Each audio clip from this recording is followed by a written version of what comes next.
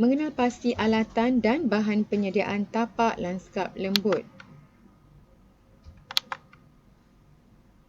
Alatan untuk kerja-kerja lanskap lembut terdiri daripada dua jenis, iaitu alatan tangan dan alatan mesin, manakala bahan adalah terdiri daripada media bahan tanaman.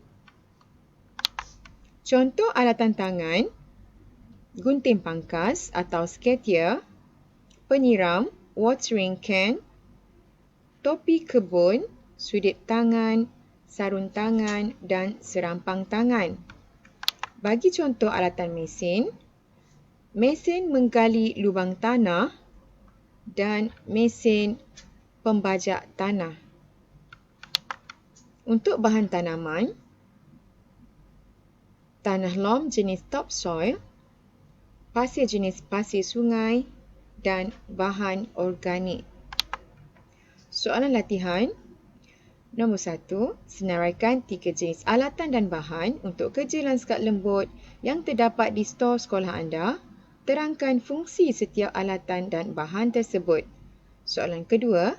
Senaraikan tata cara keselamatan yang betul semasa menggunakan setiap peralatan yang disenaraikan untuk aktiviti lanskap lembut. Sekian, terima kasih.